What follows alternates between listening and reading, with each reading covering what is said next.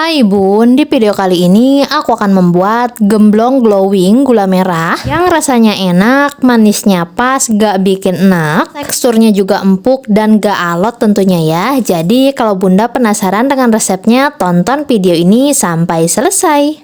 Oke, langkah pertama masukkan tepung ketan, sedikit garam, lalu parutan kelapa. Aduk semua bahan sampai tercampur merata.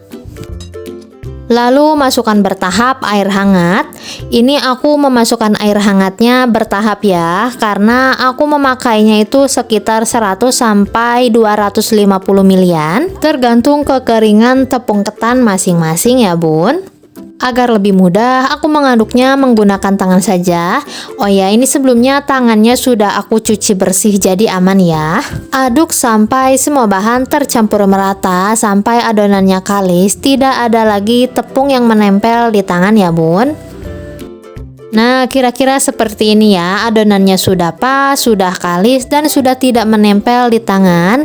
Lalu ambil sedikit adonan dan bentuk sesuai selera. Kalau aku membentuk gemblongnya itu panjang tapi oval, tapi juga agak digepengkan sedikit. Pokoknya soal bentuk membentuk disesuaikan selera saja ya Bun. Oh ya Bun, untuk Bunda yang baru menemukan channel Intip Dapur Adiba, jangan lupa ya dukung terus channel Intip Dapur Adiba dengan cara like, komen, dan subscribe. Dan untuk semua bahan, semua takaran sudah aku tulis jelas di kolom description box, jadi tinggal dicek aja ya. Goreng adonan gemblong yang sudah dibentuk menggunakan api sedang cenderung kecil ya. Kalau bagian bawahnya sudah mengeras, lalu tinggal dibolak-balik agar matang merata. Kalau warnanya sudah berubah kuning keemasan, lalu angkat.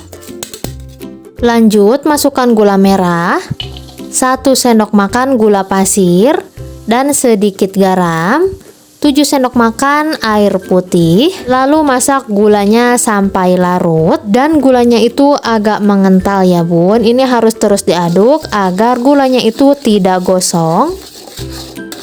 Kalau gulanya sudah larut, sudah agak mengental seperti yang ada di dalam video, contohnya seperti ini. Lalu masukkan adonan gemblong, aduk sampai adonan gemblongnya itu terlumuri dengan gula merah ya Bun. Agar gulanya ngeset ke dalam gemblong, ini harus terus diaduk ya. Karena aku bikin gemblongnya itu versi glowing, jadi mengaduk gula merahnya itu tidak terlalu lama, cukup sampai tercampur merata saja. Kira-kira seperti ini ya, sudah pas. Tinggal dipisahkan satu persatu agar gemblongnya itu tidak menempel satu sama lain.